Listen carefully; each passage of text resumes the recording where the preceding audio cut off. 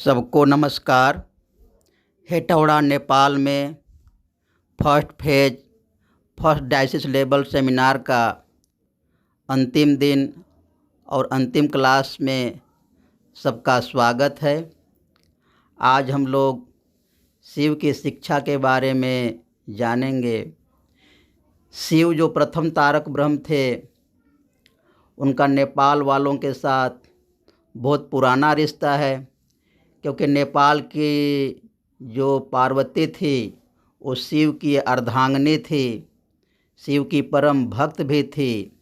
और इस हिसाब से नेपाल वालों का तो शिव भगवान सदाशिव दामाद हुए, तो इसलिए वे उनके अपने हैं, अपने घर के हैं। और इसलिए उनकी जो अमूल्य शिक्षा है उसके बारे में जानना हम लोगों का परम कर्तव्य बनता है, और उस शिक्षा का प्रचार प्रसार करना और उसके अनुसार से चलना भी हम लोगों का परम कर्तव्य और अधिकार बनता है। शिव की जो शिक्षा थी, शिव का इस धरती पर आना एक बहुत बड़ा एक क्रांतिकारी इवेंट था, क्रांतिकारी घटना थी। क्योंकि जब शिव इस धरती पर आए थे तो उस समय भारत की अपनी एक धार्मिक संस्कृति थी, इसका अपना एक साधना पद्धति तंत्र का था, चलते आ रहा था। और उस समय दक्षिण एशिया से और मध्य एशिया से आर्य लोग भी आ रहे थे, अपनी भाषा को लेकर के, अपनी संस्कृति को लेकर के, अपनी पूजा पद्धति को लेकर के, यज्ञ हवन कर्मकांड को लेकर के, प्रकृति पूजा वगैरह को लेकर के वो लोग उधर से माइग्रेट कर रहे थे। और उसी समय में क्या होता है, शिव भगवान आते हैं और दोनों जो सभ्यता है, जो आर्यों की सभ्यता और यहाँ के जो तांत्रिक सभ्यता, वो दोनों में थोड़ा मिक्सिंग होता है, क्लैश होता है। क्योंकि यहाँ की जो सभ्यता थी बिल्कुल इंटरनल थी, तंत्र की साधना जो थे वो बिल्कुल इंटरनल आंतरिक थी, और आर्य लोग बिल्कुल बाहरी पूजा पाठ कर्मकांड यज्ञ हवन प्रकृति पूजा ये सब को लेकर के आए थे। और लोग ईश्वर को बाहर खोजने का प्रयास कर रहे थे, अपने से बाहर प्रकृति में, यज्ञ में, हवन में, कर्मकांड में, उपासना में, इस प्रकार का खोजने के प्रयास कर रहे थे। तो उसी समय शिव आते हैं और अपना शिक्षा लोगों को बताते हैं, अपना ज्ञान बताते हैं, और वो बोलते हैं कि जो परमात्मा है, जो परम पुरुष है, वो एक ही सत्ता है, वो अलग अलग सत्ता नहीं है। पेड़ पौधा, नदियाँ, गाय, इस प्रकार का जो अलग अलग भगवान को उसमें माना जा रहा था, शिव भगवान उस सब के बारे में बोलते हैं कि एक ही परमात्मा है। और उस परमात्मा के बारे में बोलते हैं एकम ज्ञानम नित्यम आदि अंत शून्यम ना अन्य किंचित वर्तते वस्तु सत्यम तयोर अभेदो अस्मिन इंद्रियो उपाधिना वै ज्ञानास्यायाम भासते ना अन्य तथैव। तो इस प्रकार का उन्होंने कहा कि एक ही ईश्वर है, एक ही परमात्मा है, एक ही ज्ञ सत्ता है और दूसरी कोई सत्ता नहीं है। उसी की उपासना करनी चाहिए, उसी की साधना करनी चाहिए। और वो ज्ञ सत्ता क्या है?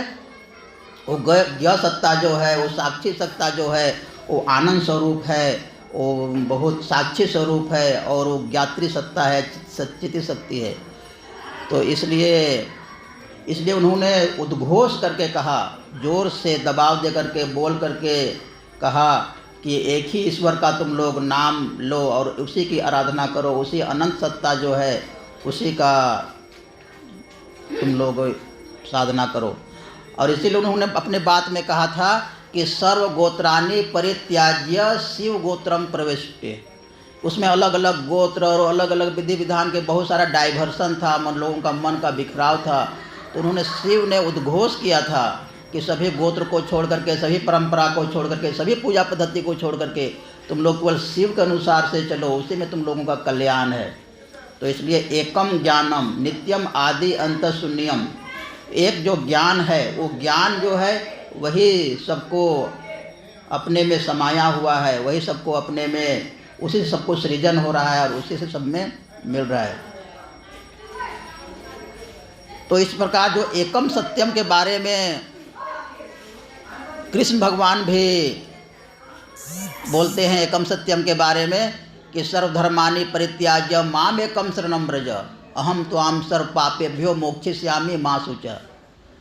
कृष्ण भगवान भी इसी प्रकार का उद्घोष करते हैं कि सर्वधर्मानि परित्याज्य, सब प्रकार के जो तुम क्रियाकलाप करते हो, धर्म के नाम पर इतने सारे विधि विधान करते हो, है ना, उस सबको छोड़ करके तुम मेरे शरण में आ जाओ।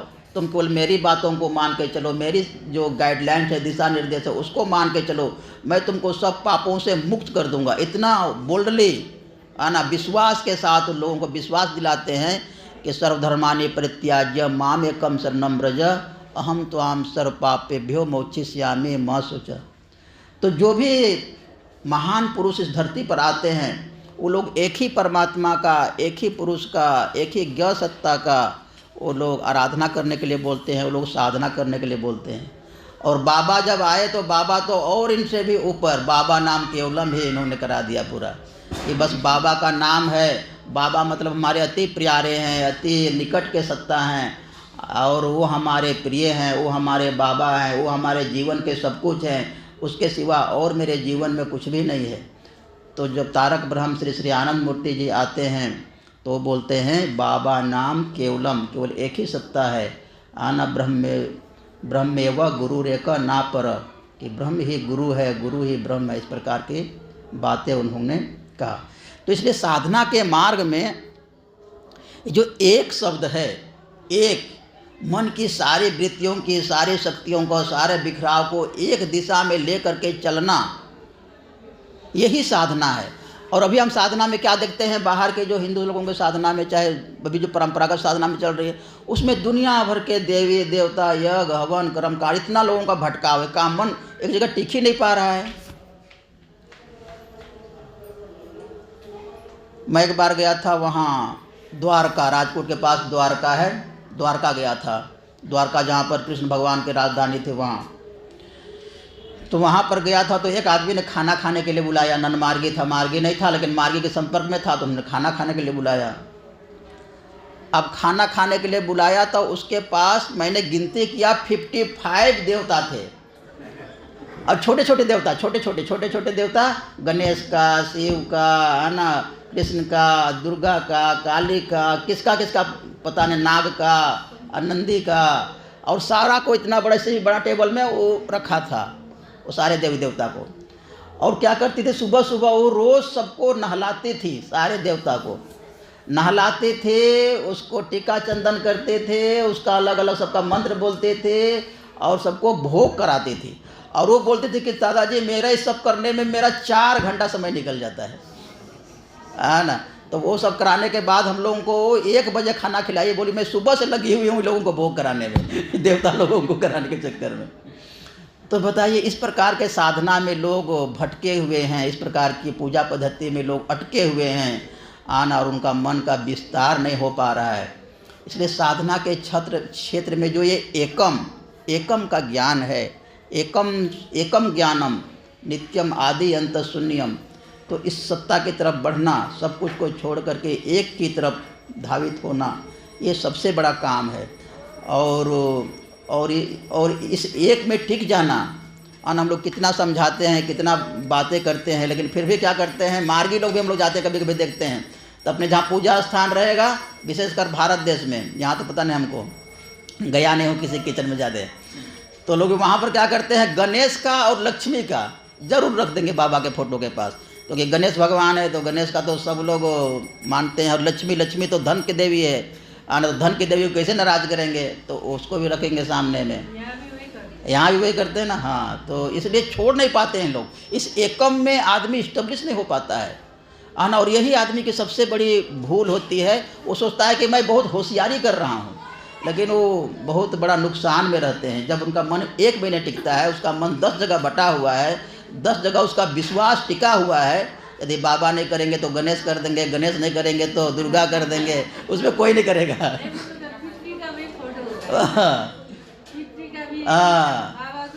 हाँ, तो इसलिए क्या है, जो साधक लोगों को, जो तंत्र साधना के जो पथिक हैं, तंत्र साधना के रास्ते पर जो चल रहे हैं, उसको उस एक सत्ता में, उस एक अनंत सत्ता में, ना, गुरु ब्रह्मा गुरु विष्णु गुरुर्देवो महेश्वर, हम लोग रोज़ बोलते हैं ना, कि गुरु ही ब्रह्म है, गुरु ही विष्णु है, गुरु ही महेश्वर है, और उसी गुरु को मैं नमस्कार करता। इसमें मन का भटकाव का कोई जगह ही नहीं है।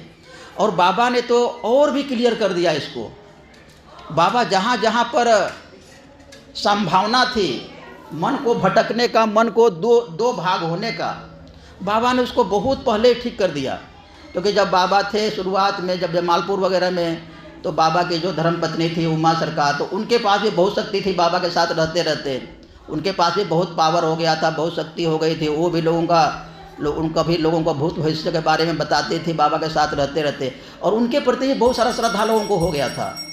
लोग उनका भी ध्यान करने लग गए थे, उनके प्रति भी श्रद्धा हो रहे थे। तो बाबा ने बोला, अरे भाई ये तो गड़बड़ हो रहा है ना, लोगों का, हमारे भक्त लोगों का मन दो जगह बढ़ जाएगा, फिर मैं जो करना चाह रहा था तो होगा नहीं। तो बाबा ने तरीके से क्या किया, फिर वो हट गई फिर, और फिर बाबा ही रह गए, भाई एक ही तारक ब्रह्म रह गए, है ना। तो इस प्रकार से बाबा ने बहुत तरीके से क्या किया कि परमात्मा को एक सत्ता है, परमात्मा केवल एक ही सत्ता है, उसको बाबा ने बड़े तरीके से उसको इस्टेब्लिश किया अपने आनंद मार्ग संस्था में। तो इसलिए ये एकम ज्ञानम जो है ये बहुत साधक लोगों के लिए काम की चीज़ है। और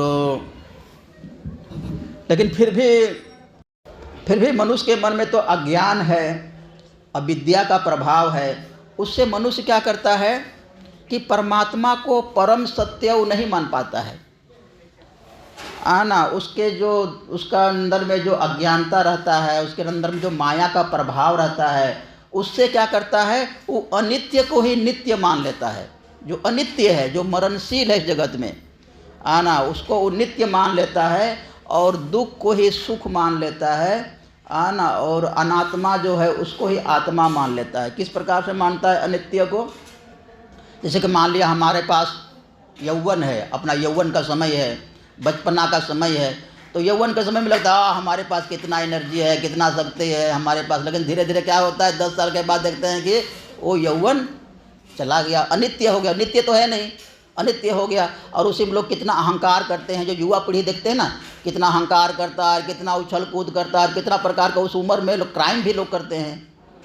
और मेरे सामने कोई है ही नहीं, लेकिन वही 10 साल 15 साल के बाद उनका धीरे धीरे एनर्जी ख़त्म हो जाते हैं, बूढ़े हो जाते हैं, उसके सुंदर शरीर में झुर्रियाँ पड़ जाते हैं, फिर मरणासन पर चला जाता है ना। तो इसी प्रकार जो अनित्य सत्ता है, इन्हें अनित्य सत्ता के प्रति जो ज़्यादा मोह जो है, ज़्यादा लगाव जो है, वो अच्छा नहीं है। यदि लगाव भी करना है तो सोचना है कि ये भी परमात्मा का ही रूप है, आपका बच्चा है, आपका परिवार है, आपका घर है, तो उसको भी परमात्मा का स्वरूप समझ के ही, ये बच्चा जो है वो परमात्मा का ही स्वरूप है, परमात्मा ने मेरे पास इसको भेजा है, इसका लालन पालन करना, इसका शिक्षा दीक्षा करना, इसको बढ़िया से तैयार करना, ये मेरा कर्तव्य है।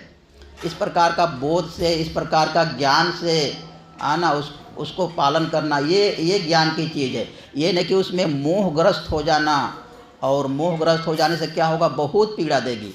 क्योंकि संसार में जो कुछ भी चीज़ें मिली है उसका बिछड़ना तो निश्चित है। चाहे वो बचपना हो, चाहे वो यौवन हो, चाहे वो मित्र हो, चाहे वो दोस्त हो, चाहे कितना भी आपका प्रॉपर्टी हो, संपत्ति हो, कुछ भी है, तो उसको एक ना एक दिन उसको जाना जरूरी है। तो जब मिलन में जब प्यार होगा तो बिछड़न में दुख होगा। मिलन में जब किसी का प्यार हो रहा है, बहुत अच्छा लग रहा है, तो बिछड़न में दुख होगा।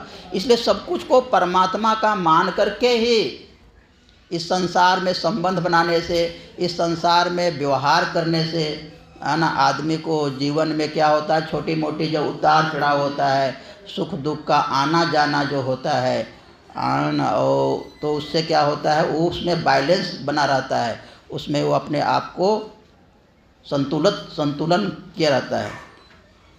तो ये जो त्रुटिपूर्ण मानसिकता मनुष्य को इस प्रकार से जो नित्य सत्ता है, जो परमात्मा सत्ता है, उससे दूर रखना चाहती है। आप देखेंगे इस संसार में 7 अरब लोग हैं, अभी तो 8 साढ़े 7 अरब हो गया होगा लगभग। तो उसमें से कितने लोग परमात्मा को अपना लक्ष्य मानते हैं? नहीं के बराबर, नहीं के बराबर, नहीं के बराबर। अपना लक्ष्य लोग क्या मानते हैं?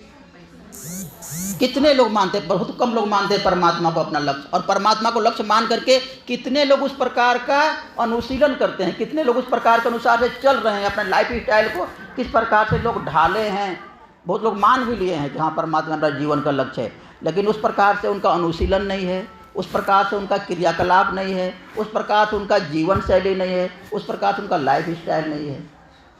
एक तो उनका लक्ष्य नहीं है परमात्मा पर। उनका लक्ष्य क्या है? हमको डॉक्टर बन जाना है, हमको इंजीनियर चला जाना है, हमको इंजीनियर बन जाना है, हमको बड़ा नेता बन जाना है, हमको प्रधानमंत्री बन जाना है।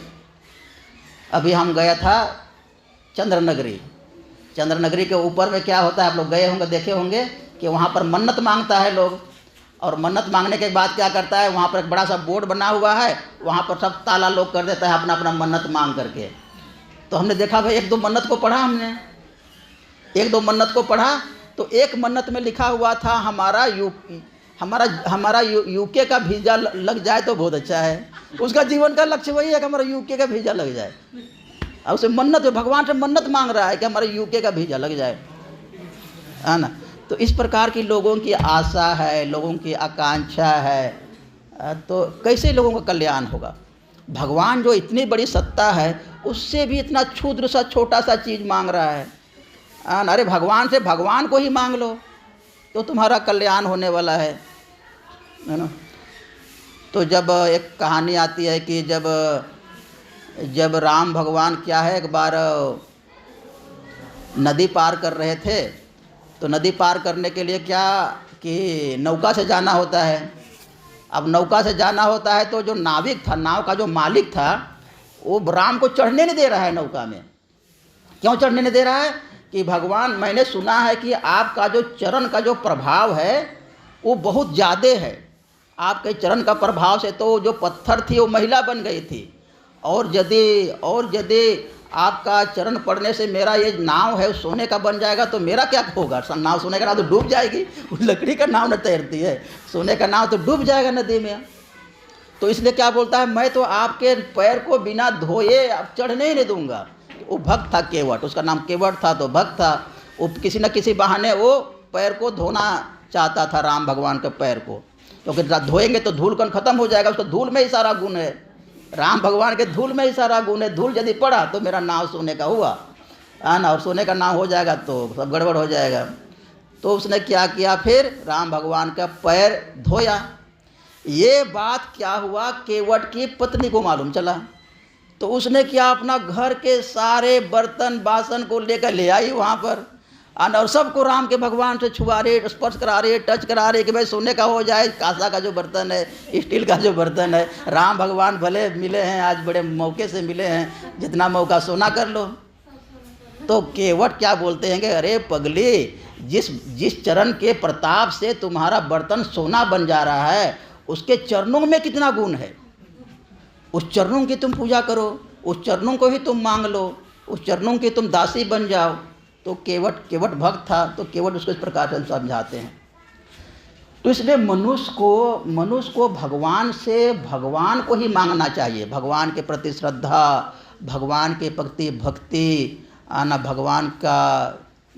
भगवान के चरणों में मैं पड़ा रहूं आना, उनके चरणों में, उसी में आनंद है।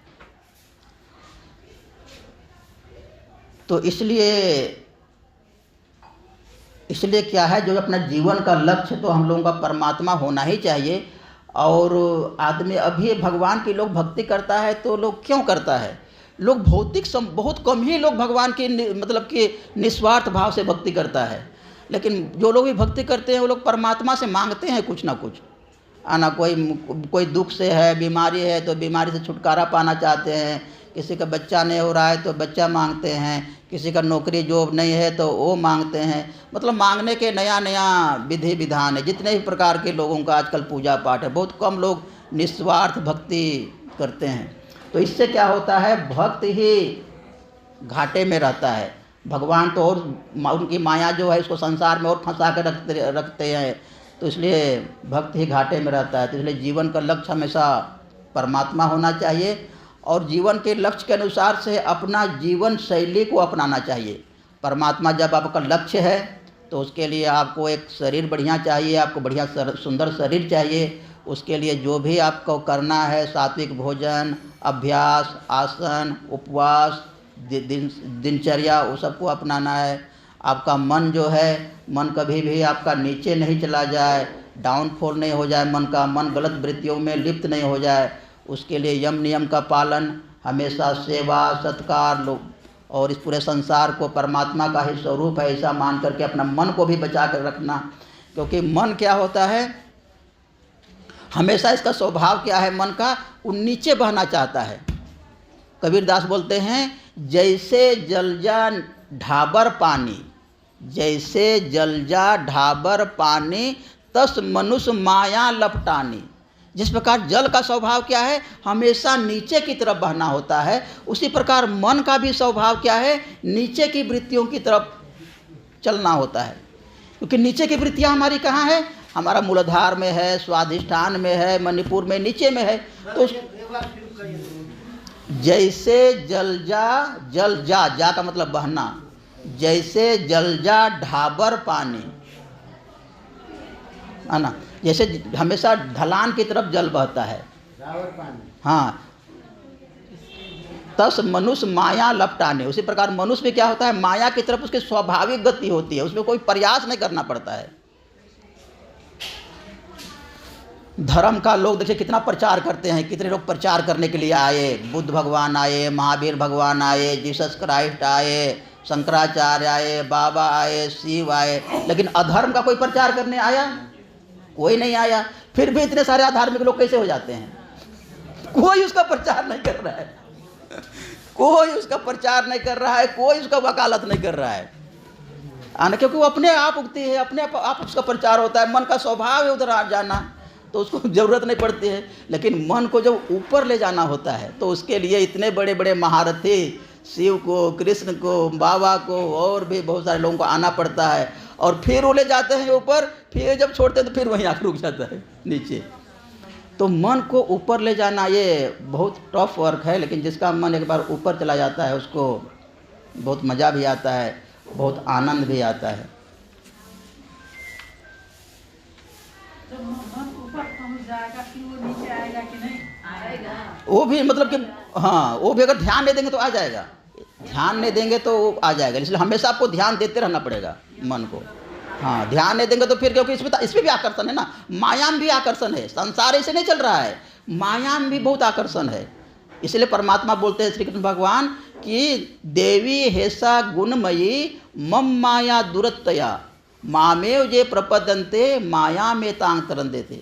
ये जो मेरी माया है, मेरी ही माया है, और ये माया बहुत शक्तिशाली है, इससे पार पाना इतना आसान नहीं है।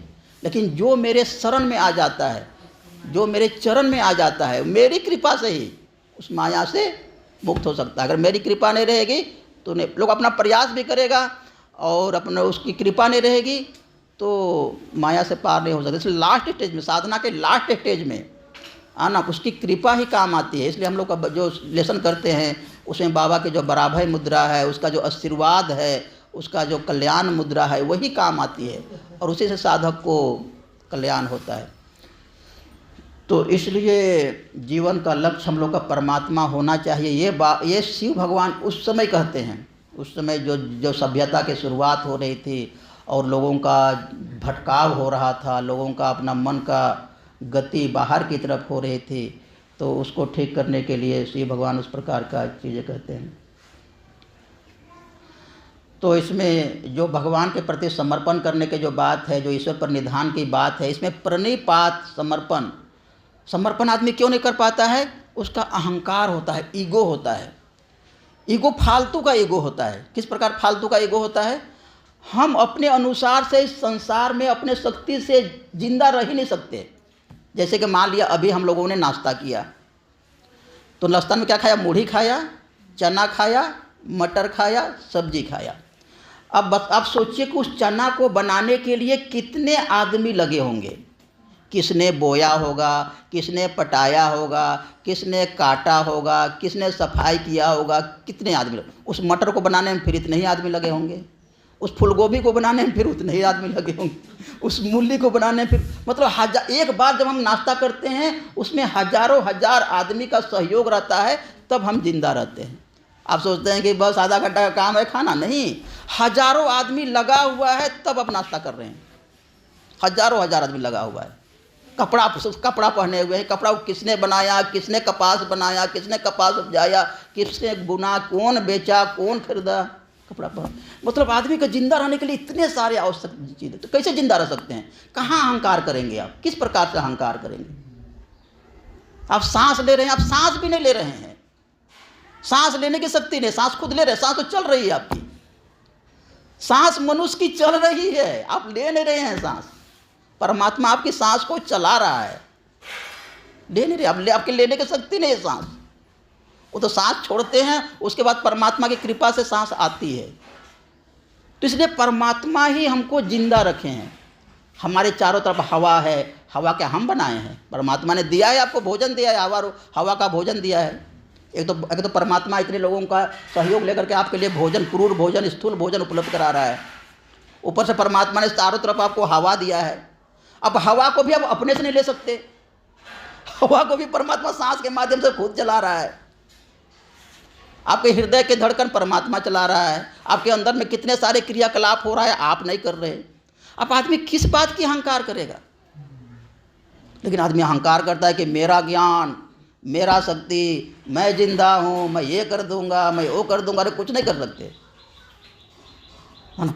तो इसलिए क्या है, प्रणिपात, समर्पण। इस प्रकार का जब ज्ञान होने के बाद मनुष्य को समर्पण करना है। प्रणिपातेन परिप्रसेन सेवया, इसलिए प्रणिपात का मतलब होता है समर्पण ही एक उपाय है। इस प्रकार का अहंकार से, इस प्रकार का ईगो से, है ना, अपने को छुटकारा करके जो परमात्मा के चरणों में हमेशा उसको याद करते हैं, समर्पण करते हैं, तब कहीं पर जा कर के क्या होता है, हमारा मन का विस्तार होता है। और जो वो सूक्ष्म आनंद है, वो सूक्ष्म शांति है, वो जो सूक्ष्म सत्ता है, वो सूक्ष्म जो ज्ञ सत्ता है, उसको हम लोग पहचानते हैं और हमारा जीवन जो है धीरे धीरे सफल होता है।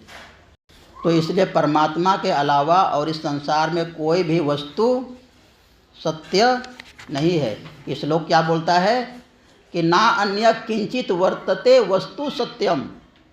इस संसार में परमात्मा के अलावा कोई भी वस्तु सत्य नहीं है। सत्य प्रतीत होती है लेकिन सत्य है नहीं। जो सत्य जैसा दिख रही है और सत्य जैसा दिख रही है ना, इसी के लिए अभी सारी व्यवस्था है। अभी कहीं भी ये जो असत्य वस्तु है, जो सत्य नहीं, जो श्लोक बोलता है, शिव बोलते हैं, जो सत्य नहीं है, उसी के लिए सारी हमारी एजुकेशन सिस्टम है।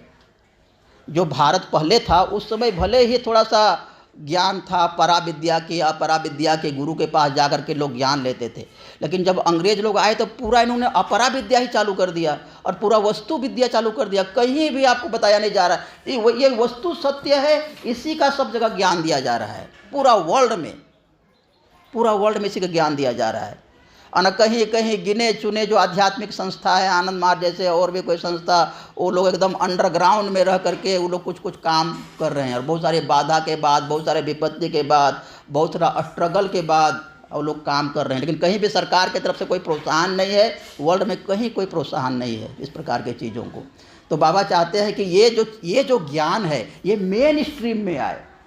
परमात्मा सत्य है और बाकी जो ये सब ज्ञान अपेक्षिक है, परिवर्तनशील है, इसकी भी आवश्यकता है। लेकिन यही सब कुछ नहीं है, अभी यही सब कुछ है, इसको लेके ज्ञान दिया जा रहा है कि आपका जो डॉक्टर बनना है जीवन का लक्ष्य है, आपको इंजीनियर बनना, साइंटिस्ट बनना है जीवन का लक्ष्य है, आपको धन कमाना है जीवन का लक्ष्य है, आपको टाटा बिरला अंबानी बनना है जीवन का, यही पढ़ाया जा रहा है। इसी को लोगों को भरमा के रख रहा है। इसलिए जीवन में सब कुछ होने के बाद भी जीवन में इतना सारा लोगों के जीवन में हाहाकार है, जीवन में उसको शांति नहीं है, जीवन में उसको आनंद नहीं है, क्योंकि गलत चीज़ों में वो सुख खोज रहा है, गलत चीज़ों को जीवन का ध्येय मान के चल रहा है, गलत चीज़ों में अपना वो एनर्जी बर्बाद कर रहा है। इसलिए शांति कहाँ से मिलेगा? तो इसलिए मनुष्य को अपना जो बुद्धि है, अपना जो विवेक है, अपनी जो मनन शक्ति है, आना उसको सही दिशा में लगाना पड़ेगा। और बाहर जो इतना एनर्जी लगाता है, लोग बोलते हैं साधना जो मैं करता हूँ दादाजी तो हमको टाइम नहीं मिलता है। 24 घंटा टाइम है भैया तुम्हारे पास, तुम कितने घंटा तुम अपने भौतिक जीवन के लिए देते हो? आना कितने घंटा तुम सोने के लिए लगाते हो? कितना घंटा तुम अपना और भौतिक जीवन के लिए लगाते हो, सांसारिक काम के लिए? साधना के लिए तुम 1 घंटे समय नहीं निकाल सकते? तुम्हारे पास 1 घंटा 1.5 घंटा समय नहीं है साधना के लिए। परमात्मा तो आपके लिए 25 घंटा बना नहीं सकते हैं। तो इसका मतलब क्या हुआ कि उसकी जीवन में जो उसके जीवन में जो प्राथमिकता है वो दूसरी चीज़ है। समय नहीं मिलने का मतलब क्या हुआ, उसकी प्राथमिकता दूसरी चीज़ है, दूसरी चीज़ों के लिए समय दे रहा है। और जो चीज़ें इसको प्राथमिक देता है उसके लिए उसके बाद पंचजन्य में उठता है, गुरु सकाश करता है, साधना का सारा लेसन करता है, आसन करता है ना, तो उसके लिए समय होती है। तो प्राथमिकता होने से उसके अनुसार से सब कुछ व्यवस्था होते चलती है। तो जब आदमी इस प्रकार के चीज़ों को जीवन में मान करके चलता है, भौतिक चीज़ों को, अनित्य चीज़ों को ही जीवन का लक्ष्य बना करके चलता है, और वो सोचता है कि बस मैं हूँ, मैं ही हूँ, और इस संसार में सब मेरे भोग के लिए है। जितने भी संसार में जो चीज़ें हैं, चाहे जीव है, चाहे वस्तु है, चाहे दूसरा आदमी है, वो मेरे स्वार्थ के लिए है और दूसरा कोई भी नहीं है। तो इस प्रकार की मानसिकता डेवलप होती है, उसको इस हम लोग का सेमिनार नोट में कहा गया है, मैं हूँ, सिर्फ मैं ही हूँ। इस प्रकार का एक बोध होता है, इतना ईगो डेवलप हो जाता है, और ईगो के सामने वो किसी को नहीं समझता है, बस मैं हूँ, इतना ईगो उसका हो जाता है। और उसी में क्या करता है, जिस प्रकार का ईगो हो जाता है, तो सिकंदर को देखिए कहाँ से युद्ध करते हुए सिकंदर यहाँ पर आ गया, है ना। और वे देखिएगा कि कितने बड़े बड़े जो पूंजीपति हैं, पहाड़ को खोद करके, नदियों को गंदा करके, वो अपना ये पूरा प्रॉपर्टी जमा करना चाह रहे हैं, लोगों को शोषण करके, बस मेरे पास ही पूरा वर्ल्ड का संपत्ति होना चाहिए, इस प्रकार का उनके पास ईगो हो जाता है। दूसरा का कुछ भी नुकसान हो जाए, है ना। बड़े बड़े राजा महाराजा लोग हम लोग देखते हैं, कितना लड़ाई झगड़ा, खून की नदियाँ आपने बहाया लोगों ने, और ना, और लोग इसी प्रकार के मानसिकता से लोग क्या करते हैं, सामान में मिलावट करके, दूसरों को हेल्थ के साथ खिलवाड़ करके, दूसरों का चोरी करके, दूसरों को कष्ट दे करके ये लोग दुख सुख पाना चाहते हैं। इस प्रकार की मानसिकता में क्या होती है, जो अपना ईगो जब चरम पर हो जाता है और अपने सामने किसी को नहीं समझते हैं, तो अपने सुख के लिए क्या करते हैं, वो लोग दूसरों को दुख दे करके सुख पाते हैं। कैसे? गौतम बुद्ध, बचपन में इनका नाम सिद्धार्थ था, बचपन में जब बच्चे थे, और शुद्धोधन इनका पिताजी का नाम था, राजा थे वो, और इनका चचेरा भाई था देवदत्त, चचेरा भाई देवदत्त था ना एक। तो दोनों बचपन में, तो राजा का बेटा था, तो लोगों को तो शुरुआत से ही तीर धनुष में वो लोग पारंगत होते हैं, बचपन में उस प्रकार की पढ़ाई होती थी जब उस समय क्षत्रिय युग था। तो जब एक हंस उड़ रहा था सामने से, तो उसने देवदत्त जो था, दोनों साथ में खेल रहे थे, चचेरा भाई और सिद्धार्थ, तो देवदत्त ने उस तीर से मार दिया हंस को, और हंस क्या हुआ, तड़प करके गिर गया सामने में। अब क्या हुआ कि उस हंस के लिए दोनों लड़ाई कर रहे हैं। बुद्ध बोल रहा है कि अरे अरे रे, ये हंस गिर गया, इसको तीर लग गया, इसको मरहम पट्टी मैं करूँगा, इसको जान करके जान को बचाऊँगा, और इसके साथ मैं मस्ती करूँगा, खेलूँगा, इसको दोस्ती बनाऊँगा। और ये इसलिए हंस को लेना चाह रहा है। और देवदत्त क्या बोल रहा है कि नहीं नहीं, इसको मैं मारा हूँ, ये मेरा शिकार है, इसको मैं पकाऊँगा, खाऊँगा। देखिए दोनों का सुख का अलग अलग, सिद्धार्थ का सुख किस में है और देवदत्त का सुख किस में है ना।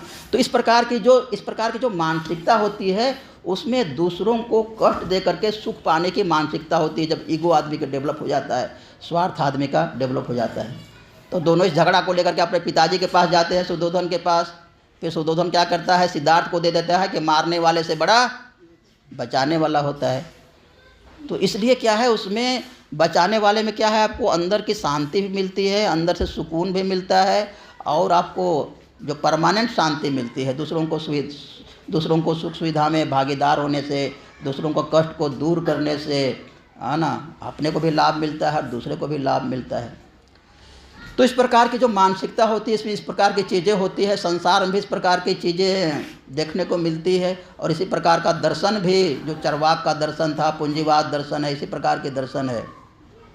लेकिन बाबा बोलते हैं कि इस प्रकार की मानसिकता ज़्यादा दिन तक नहीं चल सकती, क्योंकि परमात्मा भी तो कोई चीज़ है। मेरी ये जो कोस्मोस है, ये जो मेरी जो पूरी विश्व ब्रह्मांड है, ये अपने आप में एक पाठशाला है। अपने आप में क्या है, एक पाठशाला है, विद्यालय है। तो उसको क्या करता है, ये प्रकृति, कभी उसका प्रिय मर जाता है, कभी उसके अहंकार में चोट लगता है, कभी उसका बेटा मर गया, कभी उसका पत्नी बीमार पड़ गई, कभी उसका बिजनेस में बहुत घाटा लग गया। तो क्या करता है, उसको बहुत चोट खा करके उसका मन धीरे धीरे सूक्ष्म होता है, और सूक्ष्म होने के बाद का सोचता है कि अरे अरे मैं ही केवल नहीं हूँ, कुछ दूसरा भी नहीं है, दूसरा भी सत्ता है, क्योंकि मेरे अनुसार तो सब कुछ चल नहीं रहा है, मेरे जीवन को तो बहुत दूसरा भी प्रभावित कर रहा है, इसलिए दूसरा भी सत्ता है ना। और तब उसको भी जीवन में बहुत चोट लगती है, उसको जड़ संघात बाबा बोलते हैं, इसको जड़ संघात होती है। उसको प्रिय जिसको जीवन में बहुत प्यार करता है वो, और वो कभी कभी उससे बिछड़ जाता है जीवन में, तो क्या कहता है वो, त्राही माम, और उस समय वो भगवान को याद करता है, परम पुरुष हमको बचाओ, इस प्रकार का बात करता है। और वहाँ पर वो बोलता है मैं हूँ प्रभु, तुम भी हो प्रभु। अपने आप को पहले रखता है, मैं हूँ प्रभु और तुम हो, पहले मैं हूँ बोलता है, फिर तुम हो बोलता है। जब उसके जीवन में इसीलिए कहा गया है, इसलिए हम लोग आनंद सूत्र में कहा गया है, बाधा सा युष्मना शक्ति सेव्यम स्थाप्यति लक्ष्य। ये जो हमारे जीवन में जो बाधा आती है, मान लिया हम लोग अभी नाश्ता बना है, कल पनीर बना था, अब पनीर हमने ज़्यादा खा लिया, कल क्या खाया था, हम लोग सुबह नाश्ता खाए जम करके, फिर दोपहर में हम लोग हेवी खाना खाया, पनीर खाया, फिर शाम को 4 बजे पकोड़ा खाया, फिर रात को और खाना खाया, ज़्यादा हो गया ना। तो क्या करेगी अगर हम इसको करेंगे, प्रकृति क्या करेगी, आपको दंड देगी। प्रकृति दंड देगी तो क्या होगा, आपका पेट में दर्द हो जाएगा, लूज मोशन हो जाएगा, कुछ हो जाएगा, फिर आप चिंता करेंगे अरे क्यों ऐसा हुआ तो सोचेंगे अरे कल थोड़ा सा ज़्यादा खाने में हो गया है ना, कल खाने में ज़्यादा हो गया इसलिए ऐसा हुआ, तो फिर अगले बार से वो नहीं खाएगा। तो हमको ऐसा बहुत बार हो चुका है, इसलिए मैंने कल पकौड़ा नहीं खाया शाम को हमको ज्ञान हो गया है ना, इसलिए मैंने शाम को पकौड़ा नहीं खाया, मैंने रात को 2 दिन पकौड़ा खाया तो क्या होता है, इस प्रकार का चोट लगते लगते क्या होता है, वो ज्ञान आती है। इस संसार अपने आप में एक ज्ञान है, इसलिए बाबा बोलते हैं बाधा सा युष्मना शक्ति सेव्यम स्थाप्यति लक्ष्य। बहुत लोग क्या करते हैं, अपने जीवन में खूब मसाला खाएंगे, खूब तेल मसाला खाएंगे, लेकिन जब वहीं पर उनको पाइल्स हो जाता है और वहीं पर उनका पेट खराब रहने लगता है, एसिडिटी हो जाता है, गैस बन जाती है, तो फिर वो बॉयल पर उतर जाता है कि नहीं एकदम मसाला नहीं चाहिए, एकदम तेल मसाला नहीं चाहिए, है ना, एकदम बॉयल चाहिए। हमारे संसार में जो भी हमको बाधा आती है, मान लिया कोई आदमी है संसार में बहुत लिप्त है, संसार के चीज़ों को ही एकदम सत्य मान रहा है और उसी में डूबा हुआ है, उसी में जीवन का सब कुछ लगा दिया है, अपने बच्चों को भी वही सिखा रहा है, तो परमात्मा क्या करते हैं, वहाँ पर कुछ जड़ संघात कर देते हैं उसको चोट देने के लिए, ताकि उससे विरक्ति आए, उससे बैराग उत्पन्न हो, है ना। फिर क्या करता है वो आदमी, धीरे धीरे परमात्मा को अपना मानता है, परमात्मा को जीवन का साथी मानता है, सोचा कि सब चीज़ों में कुछ नहीं है, परमात्मा को इस प्रकार का उसकी, क्योंकि इस पूरे कोस्मोस का काम ही है मनुष्य को उस सत्ता की तरफ ले चलना, उसकी तरफ ले चलना उसका काम है। इसी प्रकार से विकास उसका हो रहा है। तो इसलिए हम लोग को बाबा ने दिया है बाधा सा युष्मना शक्ति स्थाप्यतम लक्ष्य।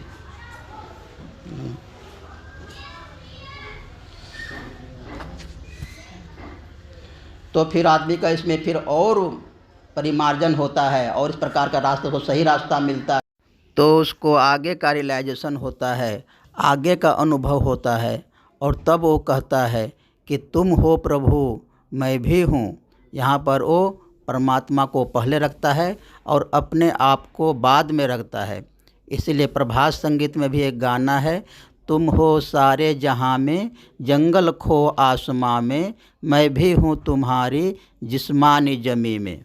अर्थात तुम प्रभु सब जगह हो, जंगल में हो, खोह में हो, गुफा में, कंदरा में, आसमान में, सब जगह तुम हो, और उसी जिस्मानी ज़मीन में मैं भी हूँ। अर्थात परमात्मा को सर्वोपरि मानता है और उसी का एक अंश, उसी का एक अंग मान करके अपने को इस संसार में जीता है। इस रास्ते पर आगे चलते चलते, साधना करते करते, समर्पण के रास्ते पर और आगे बढ़ते हुए उसको और भी नया अनुभव होता है, और वहाँ पर वो कहता है कि प्रभु तुम ही हो, केवल तुम ही हो प्रभु, तुम ही हो, मैं हूँ ही नहीं, केवल तुम हो। परमा सिद्धि होती है, तब वो बोलता है कि भगवान केवल तुम ही हो और तुम ही हो, मैं नहीं हूँ, तुम हो प्रभु, केवल तुम ही हो बोलता है। बाद में लास्ट में क्या बोलता है कि प्रभु मैं नहीं हूँ, अब मेरे बस की बात नहीं है, तुम ही सब कुछ हो, तुम ही सांस ले रहे हो, तुम ही हमको खिला रहे हो, तुम ही हमको पहना रहे हो, सब कुछ तुम ही कर रहे हो प्रभु, मैं तो हूँ ही नहीं। या अपने आप अपने ईगो को पूरा समर्पण कर देता है प्रणिपात के माध्यम से, एकदम पूरा हमेशा उसका मन हमेशा समर्पण भाव में रहता है, अपने ईगो को हमेशा उसको चरणों को पकड़ करके रखता है, तब बोलता है कि परमात्मा बस तुम्हारा ही अस्तित्व है, ये तुम्हारा ही इतना बड़ा विराट लीला खेला चल रहा है और इसमें मैं तो कुछ भी नहीं हूँ, तो मैं तो पानी के बुलबुले के समान हूँ, कभी भी ख़त्म हो सकता हूँ। तो यहाँ पर बोलते हैं तुम हो प्रभु, केवल तुम ही हो, है ना।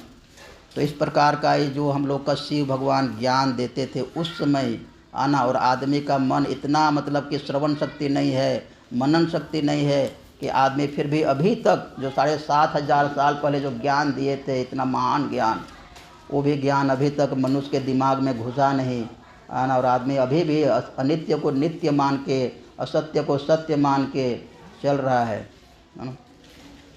फिर जो शिवोपदेश का जो दूसरा भाग है उसमें एक श्लोक है, आत्मज्ञानम विदुर ज्ञानम ज्ञान यानी यानी तू तानि ज्ञान भाषानि सारस्य नय बोधनात्।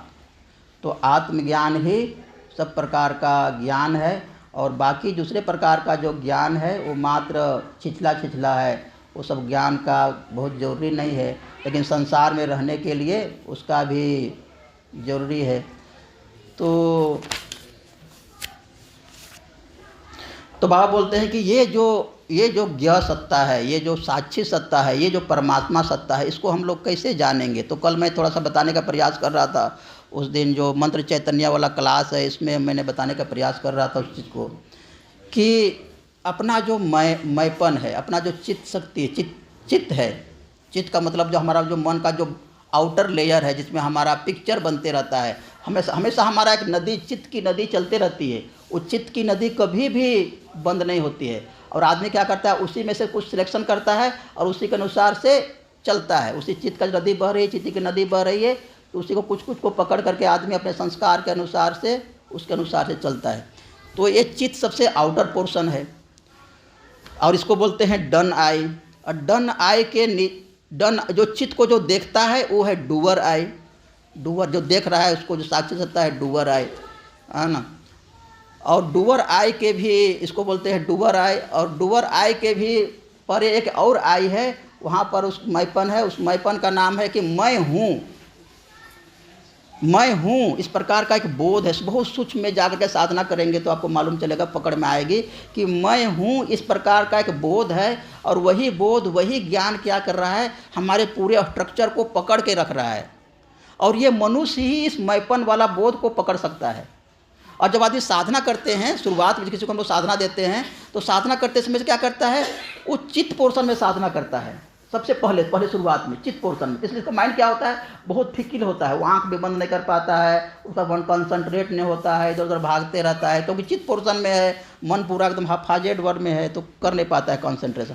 लेकिन साधना करते करते क्या होता है, उसका मन डूअर पोर्शन में चला जाता है, डूअर आई में चला जाता है, और डूअर से फिर क्या होता है, एकदम प्योर आई में चला जाता है, आई एग्जिस्ट वाला में चला जाता है, मतलब मैं हूँ इस प्रकार का एक बोध है, वहाँ चला जाता है। और उसके ऊपर भी जो एक आत्मा का जो आई है वो बोलते हैं ज्ञात्री आई। मैं जानता हूँ कि मैं हूँ, इस प्रकार का सबसे एक सूक्ष्म आई है, मैंपन है कि मैं जानता हूँ कि मैं हूँ।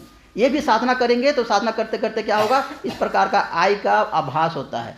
और इस प्रकार का जो ज्ञात्री आई है, हमारे फिजिकल एग्जिस्टेंस में तो है ही, पूरा कोस्मोस में भी परमात्मा का एक आई है। परमात्मा हमारे पास जो कुछ मैंपन है, उसी प्रकार इस कोस्मोस का भी अपना एक मैंपन है, इसका भी एक चित्त है, इसका भी एक अहंग है, इसका भी एक महत है, इसका भी एक मैंपन है। इसको हम लोग बोलते हैं कोस्मिक आई। तो आदमी कोस्मिक आई क्या है, वो ज्ञात्री सत्ता है। तो यही ज्ञात्री सत्ता क्या है, यही इस ब्रह्मांड का भ्रूण है, और उसी भ्रूण से क्या होता है, सब कुछ उत्पत्ति होती है। किंतु मनोजगत का जो आदि भ्रूण क्या है, अपने से भी आदिमतम किसी सत्ता को जान सकता है। मानव तत्व का यह एक जटिल प्रश्न है। अस्तित्व का सूक्ष्मतम बोध ही है मनोजगत का आदि भ्रूण। तो अस्तित्व का सूक्ष्मतम बोध क्या है कि मैं जानता हूँ कि मैं हूँ, ये अपने अस्तित्व का सूक्ष्मतम बोध है। और क्रूरतम बोध क्या है कि मैं शरीर हूँ, मैं राधा हूँ, मैं गीता हूँ। इस प्रकार का एक बोध है कि बस फिजिकल बॉडी है ना, उसको बोलते हैं क्रूरतम एक भाई। लेकिन जब अंदर में जाएंगे साधना के अंदर में तो बोलेंगे मैं हूँ, एक बोध है और मैं जानता हूँ कि मैं हूँ। इस प्रकार का एक सूक्ष्मतम बोध है और वही आदि भ्रूण है। और ये हमारा फिजिकल बॉडी में है और ये हमारा कॉस्मिक में भी है। तो उसको पकड़ करके आदमी आगे बढ़ते हैं, तभी आदमी का कल्याण होता है। इसलिए हम लोग का जो आनंद सूत्र में है उसमें कहा गया सगुना जो है भूमा व्याप्ते चित्तादहं भूमा व्याप्ते महति अहं चित्तयोर प्राणास्ते सगुना स्थिति सविकल्प समाधिव। भूमा व्याप्ते मतलब ये कॉस्मिक माइंड है। भूमा व्याप्ते जो कॉस्मिक माइंड है उसमें हमारा महत, हमारा चित्त, हमारा अहंग सब कुछ मर्ज कर जाता है। इस कॉस्मिक माइंड में, इस कॉस्मिक आई में, इस कॉस्मिक यात्री सत्ता में इस शून्य का भी अपना एक मैपन है। ये बताना चाह रहा हूँ, जो आकाश है इस आकाश के ऊपर में एक मैपन है ना। और इसी में जब हमारा अपना चित्त, अपना अहंग, अपना महत इस भूमामय में मर्ज कर जाता है तो उसको बोलते हैं सगुना स्थिति सविकल्प समाधिव, है ना। और जब अपने आत्मनि महत प्रणाशे निर्गुणा स्थिति निर्विकल्प समाधि, जब हमारा महत जो है वो अपनी आत्म सत्ता में मर्ज कर जाता है तो वहाँ पर निर्विकल्प समाधि आती है। तो इसलिए इस भूमा का भी अपना एक माइंड है और उसका भी अपना, हम ही लोग जैसा उसका एक अस्तित्व है। वो भी प्यार करता है, इतने सारे जीवों को जीवन दे रखा है, वो प्यार करता है सबको। तो इसलिए परमात्मा का जो अस्तित्व है वो सब जगह है। बाबा का जो अस्तित्व है, बाबा जो प्यारे हैं, जो प्यार करते हैं सबको, उनका अस्तित्व सब कुछ है।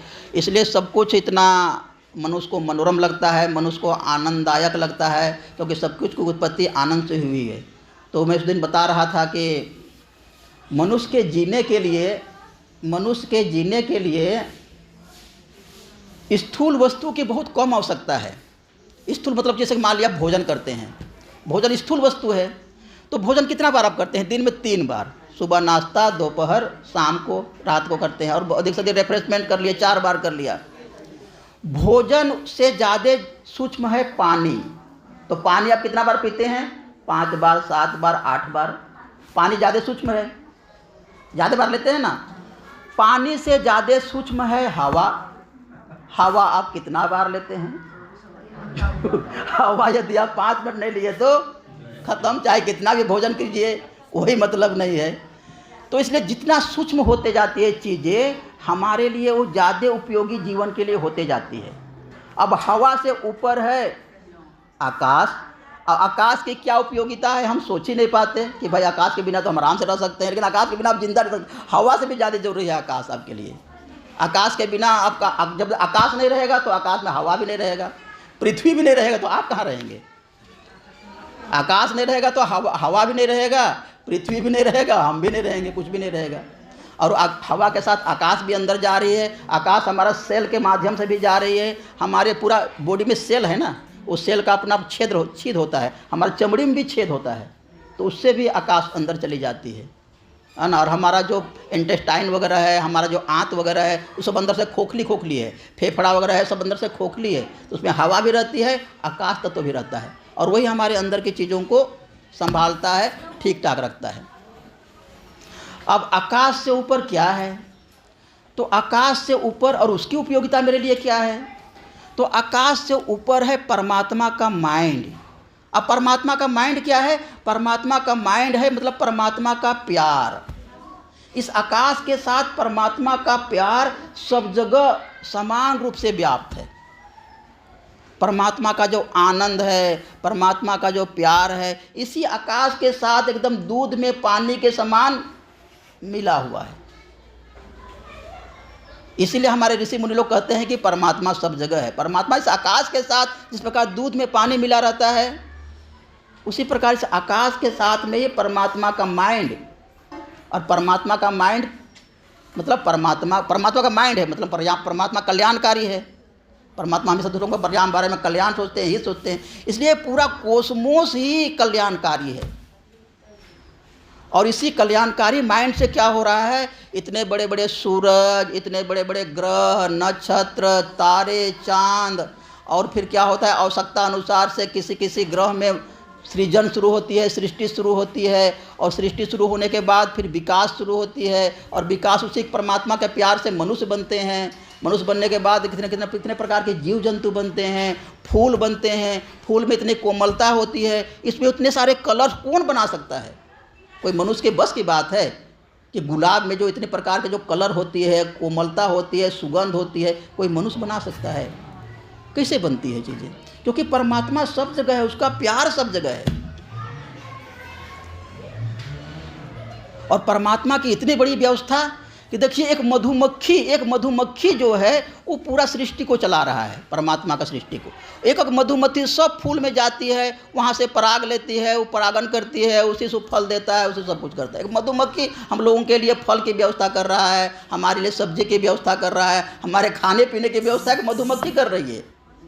इस प्रकार के परमात्मा की व्यवस्था है।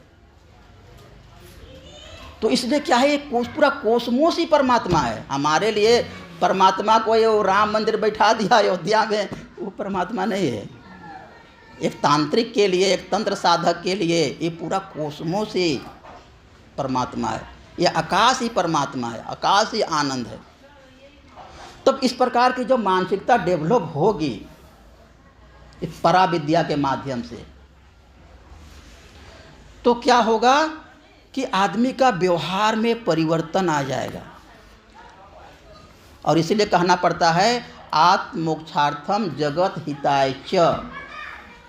सामने में परमात्मा है तो इसके साथ अब थोड़े ऐसा व्यवहार करेंगे, इसके साथ ऐसा बढ़िया से व्यवहार करेंगे ना, सेकंड लेसन लेकर के, तो आपका व्यवहार में परिवर्तन आ जाएगा।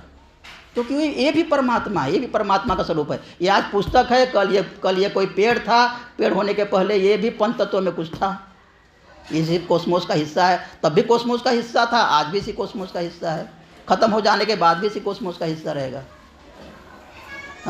तो क्या करता है, ये जो है हम लोगों को एक संसार में व्यवहार करना सिखाता है।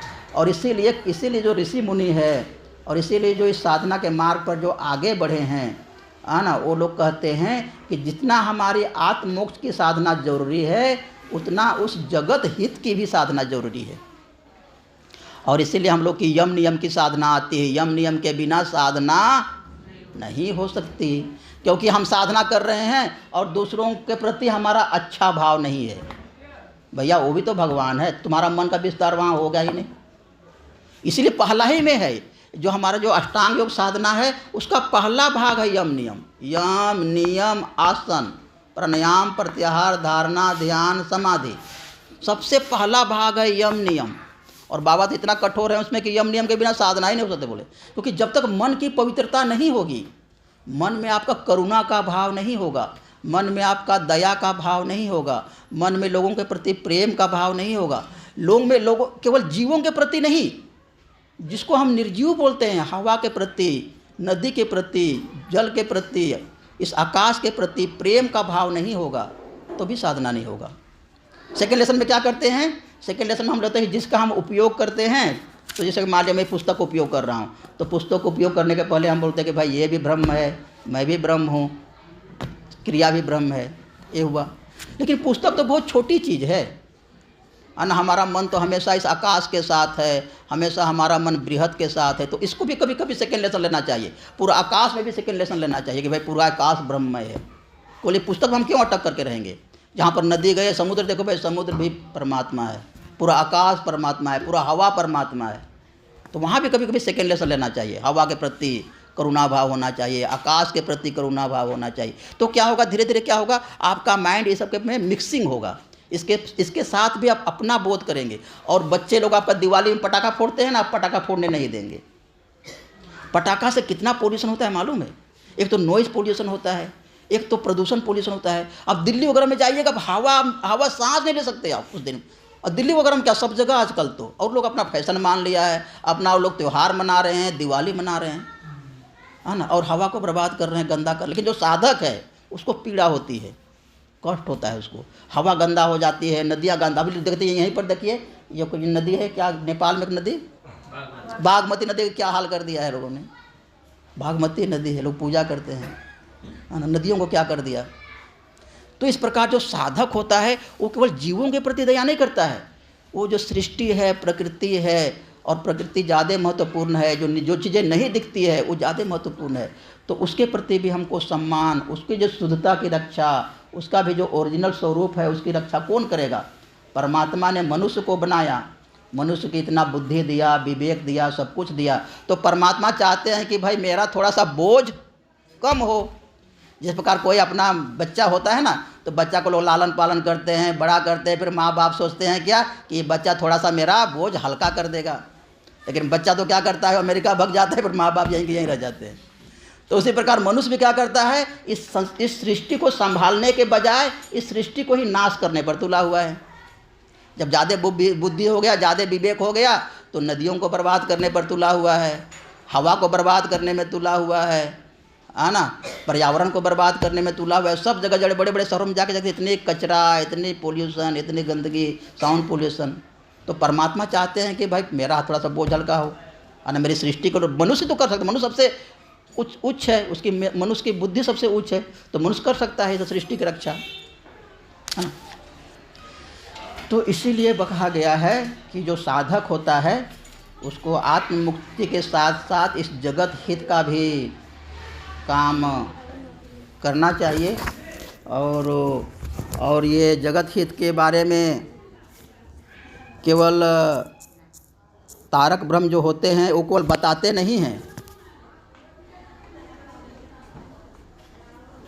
वो केवल बताते नहीं हैं, उन्होंने बहुत सारा ज्ञान भी दिया है। जैसे कि मान लिया परा ज्ञान है और अपरा ज्ञान है, तो अपरा ज्ञान के बारे में केवल परा ज्ञान ही नहीं चाहिए, हम लोग को अपरा ज्ञान भी चाहिए। और बाबा ने कितना सारा अपरा ज्ञान भी दिया, कितना बाबा ने कितने सारे साइंस की बात किया, बाबा ने कितना सारा नव्य मानवतावाद की बात किया, बाबा ने कितना सारा इकोनॉमिक्स की बात किया, बाबा ने कितना सारा राजनीति की बात किया, बाबा ने कितना सारा शिक्षा की बात किया, बाबा ने कितना सारा ग्रामर की बात किया। तो ये सब सारी चीज़ें अपरा विद्या है, क्योंकि अपरा विद्या भी हमारे जीवन को सुंदर बनाता है, क्योंकि हम इस संसार में हैं, तो इसलिए अपरा विद्या की भी आवश्यकता है। दोनों में संतुलन चाहिए, परा विद्या और अपरा विद्या दोनों में संतुलन चाहिए, है ना। और शिव भगवान आए तो शिव भगवान ने भी परा विद्या के साथ साथ आध्यात्म विद्या के साथ साथ उन्होंने कितना सारा सिस्टम दिया समाज के लिए, जड़ी बूटी दिया, कितना सारा दवाई बताया, कितना सारा शादी सिस्टम दिया, है ना, कितना सारा उन्होंने सारे गाँव में सुर संगम दिया, और कितना सारा चीज़ उन्होंने दिया जो कि अपरा विद्या है ना। कृष्ण भगवान ने भी इतना सारा कूटनीति बताया, कूटनीति का ज्ञान दिया, है ना, और उन्होंने समाज में किस प्रकार काम करोगे ये सब का ज्ञान दिया। तो इसलिए क्या है कि हम लोगों को, साधक लोगों को अपरा विद्या की भी आवश्यकता है, और दोनों में बैलेंस होना चाहिए, और दोनों में साथ सामंजस्य रहने से ही हमारी गाड़ी आगे चलेगी। तो इसलिए जो परमात्मा के प्रति जो ज्ञान है उसको बाबा बोलते हैं कि ये ज्ञ धातु से बना है। दो प्रकार की धातु है, एक है ज्ञ धातु और एक है विद्य धातु। ज्ञ धातु से बनता है ज्ञान और विद्य धातु से बनता है विद्या। विद्या बना है विद्य धातु से और ज्ञान बना है ज्ञ धातु से। तो जितने प्रकार की जो विद्याएं हैं, जो परा विद्या, अपरा विद्या, ये सब विद्याएं हैं, लेकिन जो साधना का जो ज्ञान है, जो साधना करता है, जो इंटरनल साधना करता है, वो ज्ञ धातु से आती है। जैसे परमात्मा आत्मज्ञान की जो साधना है वो उसके लिए ज्ञ धातु का व्यवहार करते हैं। तो इसलिए बाबा बोलते हैं कि जो अपरा विद्या की चर्चा जरूरी है, इतिहास, भूगोल और विभिन्न प्रकार के विज्ञान की शाखा प्रशाखाओं, मनोविज्ञान, भूत तत्व आदि का भी ज्ञान मनुष्य को चाहिए। मनुष्य के लिए साहित्य, काव्य, चित्त विनोद, इस प्रकार सब कुछ का ज्ञान मनुष्य को चाहिए। तो इसलिए केवल परा ज्ञान और केवल अपरा ज्ञान के भरोसे मनुष्य का जीवन नहीं चल सकता है। और अभी का जो शिक्षा पद्धति में जो बहुत बड़ा दोष है, आना केवल अपरा विद्या को चल रहा है, लेके चल रहा है, और उसी के लेके चलने से इतना बड़ा मनुष्य के मन जो है, मन में इतना बड़ा डिग्रेशन हुआ है, और कोई भी परमात्मा को मानने को लिए तैयार नहीं है। उसके अनुसार से जीवन शैली जीने के लिए कोई भी तैयार नहीं है। इसलिए बाबा ने जो एजुकेशन सिस्टम दिया तो उसका आदर्श वाक्य रखा, सा विद्या या विमुक्तये। विद्या वही हो जो मुक्ति का कारण बने। मुक्ति मतलब क्या? हमारा फिजिकल बाउंडेजेस जो है, फिजिकल बाउंडेजेस क्या है? हमारा धन का बाउंडेजेस है, हमारे शरीर का बाउंडेजेस है, हमारे मिनिमम रिक्वायरमेंट्स है उसका बाउंडेजेस है। ये सब की पूर्ति हमारी विद्या करे। दूसरी विद्या क्या काम करे? विद्या हमारा मन की जो संकीर्णता है, अलग अलग प्रकार की जो मजहबी संकीर्णता है, जातिवाद का संकीर्णता है, अंधविश्वास का जो संकीर्णता है, इस प्रकार का जो अलग अलग इज्म और अलग अलग प्रकार के जो संकीर्णता के जो है उसको मन दूर करे और अपने मन को परमात्मा की तरफ ले चले। तो इस प्रकार का एजुकेशन की अभी आवश्यकता है। और इसलिए एजुकेशन का 3-4 गोल है अभी।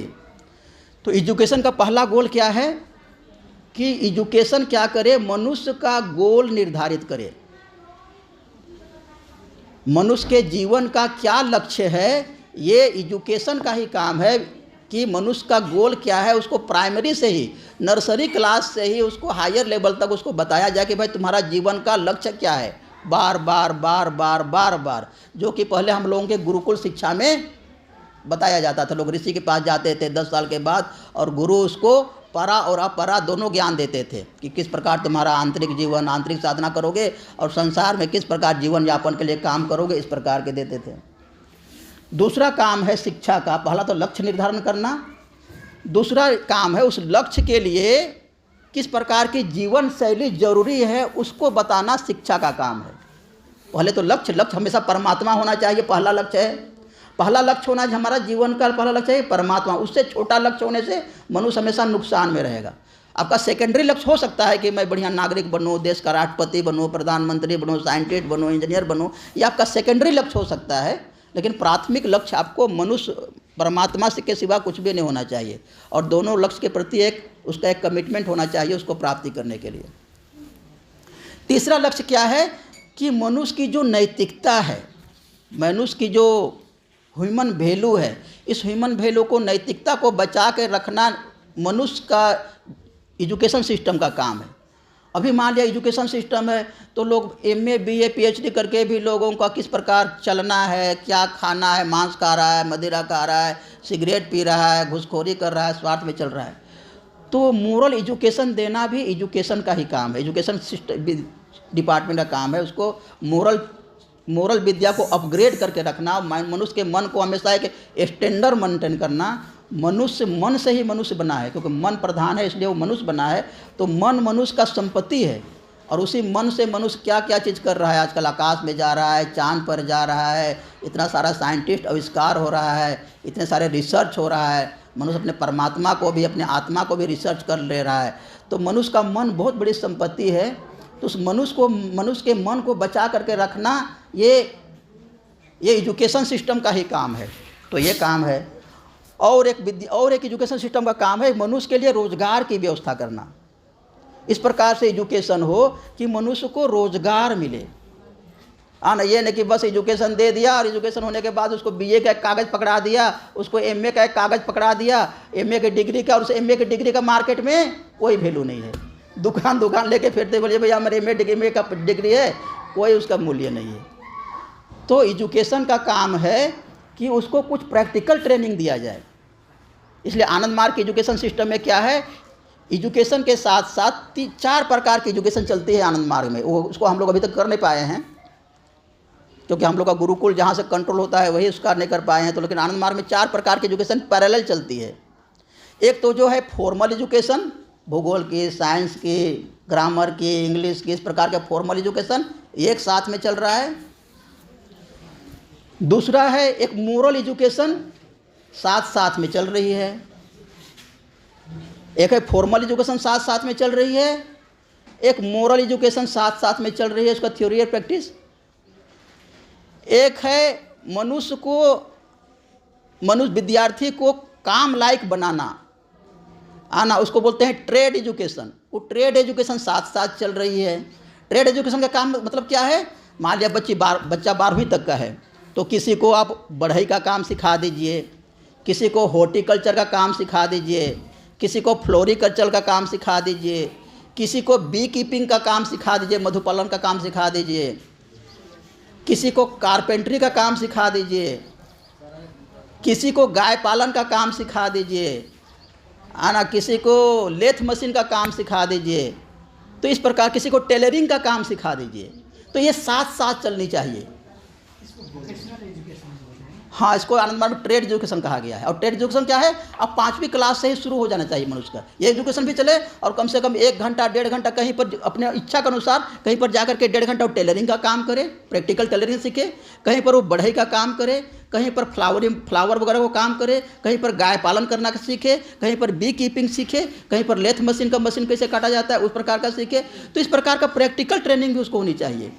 तो क्या होगा, एजुकेशन के बाद तुरंत वो कहीं पर उसको जॉब नहीं भी मिले तो अपना वो बिजनेस खड़ा कर सकता है, अपना उद्योग धंधा खड़ा कर सकता है, अपना काम शुरू कर सकता है। सरकार के भरोसे वो नहीं चल सकता, नहीं रह सकता है ना। तो और एक प्रकार की एजुकेशन है स्पिरिचुअल एजुकेशन। स्पिरिचुअल एजुकेशन में क्या है, थ्योरी एंड प्रैक्टिस। मान लिया बच्चा 12वीं साल का हो गया आपका स्कूल में ही, तो वहीं पर व्यवस्था होनी चाहिए कि 12 साल के बाद बच्चे को वहाँ पर फर्स्ट लेसन मिल जाना चाहिए। और जैसे जैसे बच्चा क्लास बढ़ रहा है उसका उसी प्रकार से लेसन भी बढ़ते जाना चाहिए। और ग्रेजुएशन होने के बाद 12वीं क्लास होने तक उसका लेसन, ग्रेजुएशन हो गया मतलब उसका 6 लेसन पूरा वहीं पर हो जाना चाहिए। ग्रेजुएशन हो गया मतलब उसकी फॉर्मल एजुकेशन, उसकी मोरल एजुकेशन, उसकी ट्रेड एजुकेशन, उसकी स्पिरिचुअल एजुकेशन पूरी हो जाना चाहिए। तब वो नागरिक बन के निकलेगा, बढ़िया नागरिक बन के निकलेगा। और उससे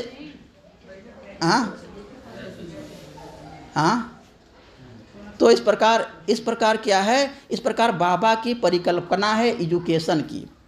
लेकिन हम लोग खुदे नहीं कर पा रहे हैं, हम लोग खुदे लड़खड़ा रहे हैं अभी, क्योंकि ये सब सारा चीज़ें क्या है ना, गुरुकुल से कंट्रोल होगा। जैसे अभी क्या है, एक CBSE बोर्ड है, अब नेपाल में पता नहीं कोई का बोर्ड है, नेपाली बोर्ड होगा पता नहीं, लेकिन भारत में क्या है, एक CBSE बोर्ड है और अपना एक राज्य का बोर्ड है। तो बाबा क्या करना चाहते हैं, अपना एक गुरुकुल का बोर्ड होना चाहिए। गुरुकुल एक पैटर्न, बोर्ड का मतलब क्या होता है, एक पैटर्न, एजुकेशन का एक पैटर्न है ना। तो CBSE एक पैटर्न है और अपना एक राज्य का अपना एक सिलेबस है, पैटर्न है। तो गुरुकुल क्या है, अपना एक पैटर्न है। तो गुरुकुल का पैटर्न क्या होगा, ये प्राइमरी लेवल से हमारा यूनिवर्सिटी लेवल तक गवर्नमेंट से मान्यता मिल जाएगी। तो क्या होगा, वहाँ इसी प्रकार की एजुकेशन हम लोग देंगे उसको। और इस प्रकार की एजुकेशन मिलने के बाद क्या होगा, उसको इस प्रकार के चारों प्रकार की education, formal education, moral education, trade education और स्पिरिचुअल का थ्योरी एंड प्रैक्टिस एजुकेशन, उस सबको साथ साथ दी जाएगी। तो इस प्रकार से क्या होगा, उसका संपूर्ण विकास होगा। इसलिए बाबा का जो लास्ट गाना था, पहला गाना क्या है, बंधु हे निये चलो, और लास्ट गाना क्या है, आमरा गोढ़े ने वो गुरुकुल। बाबा की सबसे बड़ी परिकल्पना है। और अभी दादाजी का पोस्टिंग हुआ है गुरुकुल में म्यूजिक सिखाने के लिए। तो जब आनंद मार्ग गुरुकुल के अनुसार से, गुरुकुल पैटर्न के अनुसार से सबको एजुकेशन दिया जाएगा, सबको शिक्षा दिया जाएगा, तभी आत्ममोक्षार्थम जगत हिताय च का जो आदर्श वाक्य है वो चरितार्थ होगा। और तभी सभी लोगों को मुक्ति का, मोक्ष का सुयोग मिलेगा और जगत हिताय जैसा मानसिकता तैयार होगा। इसलिए पराविद्या और अपराविद्या का सुंदर सामंजस्य, मुक्ति मोक्ष का ज्ञान और जगत का ज्ञान मनुष्य के लिए नितांत जरूरी है। इस प्रकार का ज्ञान मिलने से ही शिव का जो आदर्श वाक्य है, आत्ममोक्षार्थम जगत हिताय च, चरितार्थ होगा। और इस प्रकार का जीवन से मनुष्य का जीवन भी आनंदमय, कल्याणकारी होगा। और अपना तो उसका संपूर्ण विकास होगा ही, साथ में इस जगत के साथ भी वो न्याय कर पाएगा और इस जगत को भी परमात्मा का ही स्वरूप है ऐसा समझकर सेवा कर पाएगा वो।